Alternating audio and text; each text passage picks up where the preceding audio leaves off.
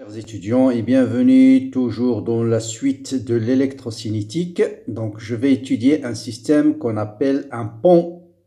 Vous avez plusieurs types de ponts. Donc le pont c'est un circuit de ce type qui peut être alimenté par un générateur continu ou alternatif. Et dans chaque branche, vous pouvez avoir soit des résistances, des capacités, des inductances. Tout dépend de la nature des ponts.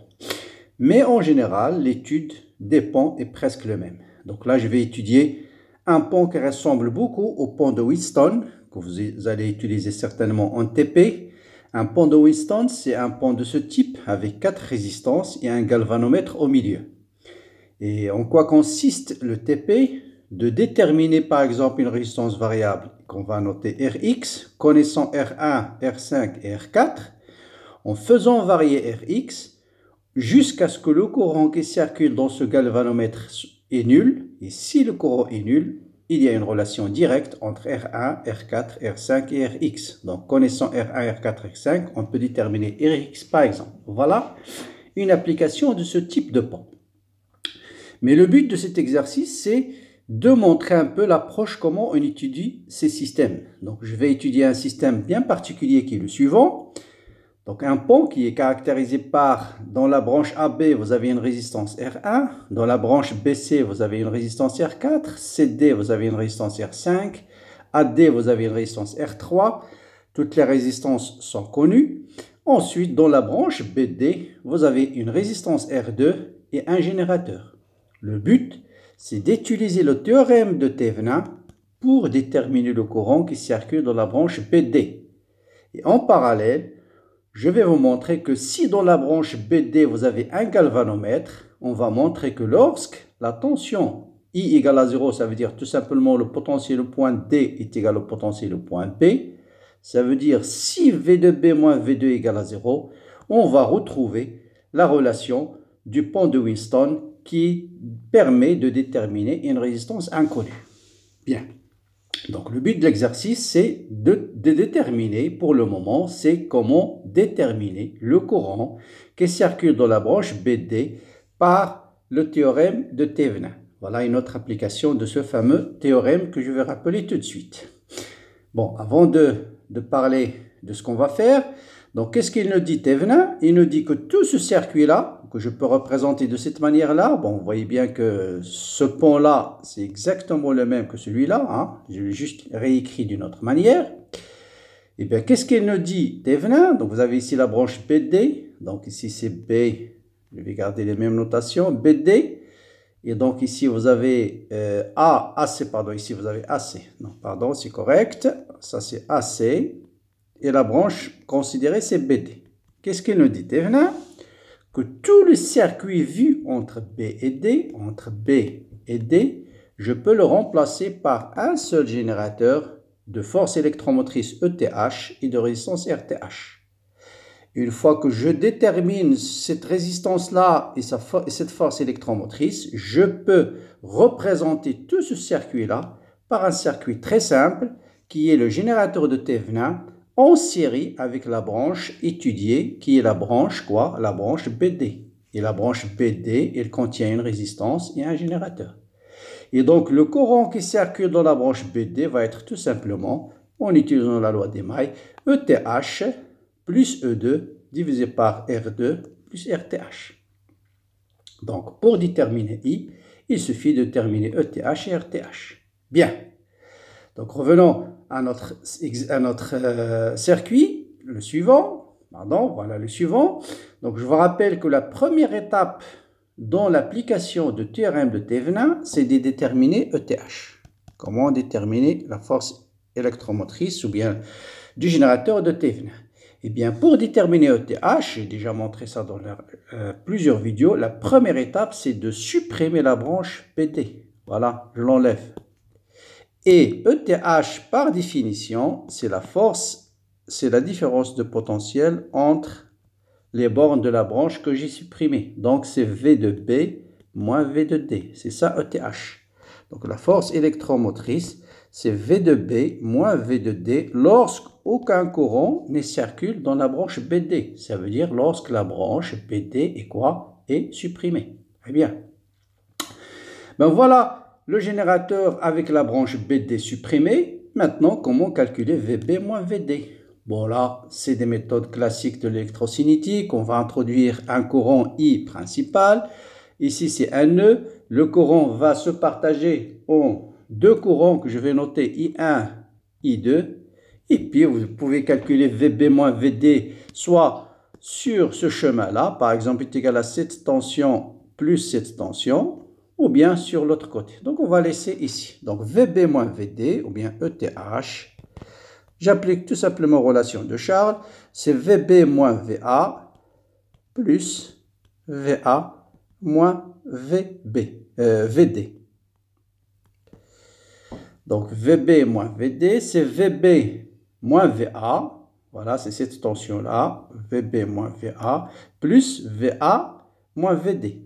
Eh bien, vous voyez bien que VB moins VD, le courant, il est dans le même sens que la flèche. C'est l'erreur que j'avais fait dans une ancienne... Enfin, j'ai oublié à signer moi dans une ancienne vidéo, mais vous voyez bien que les flèches sont dans le même sens. Donc, je suis en convention générateur. Donc, c'est bien moins R1 fois I1. Ensuite, VA moins VD. VA moins VD, c'est cette tension-là. Vous voyez bien que le courant est dans le sens inverse que I2. Je suis en convention récepteur. Donc, c'est plus R3 fois I2. Voilà ETH. Qu'est-ce qu'il nous reste à déterminer? I1 et I3. Eh bien, pour déterminer I1 et I3, il suffit de remarquer que cette force électromotrice-là, cette force électromotrice, E, c'est exactement cette tension-là qui est la même que cette tension-là. Donc, je peux écrire que E est égal, d'une part, c'est VA moins VC, donc soit cette tension plus celle-là, et dans les deux cas, le courant est dans le sens inverse que la flèche, donc soit R1 plus R4 fois I1, R1 plus R4 fois I1, qui est en même temps égal à cette tension-là,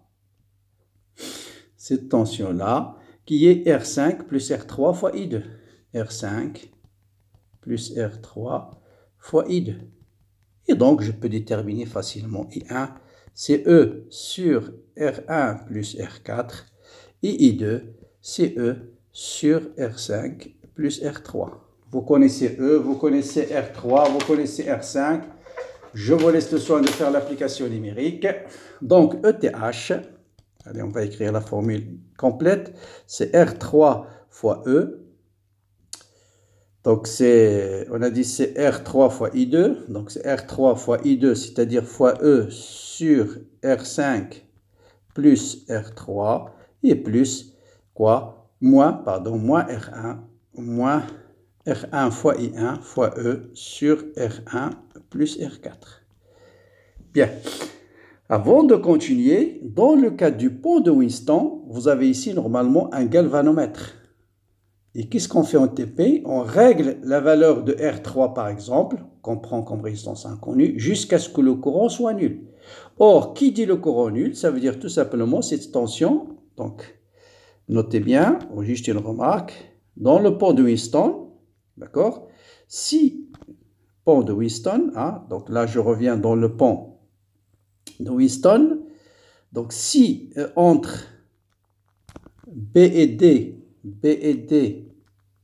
vous avez un galvanomètre, on a un galvanomètre,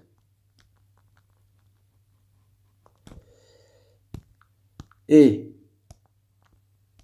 si on règle, on a une résistance variable,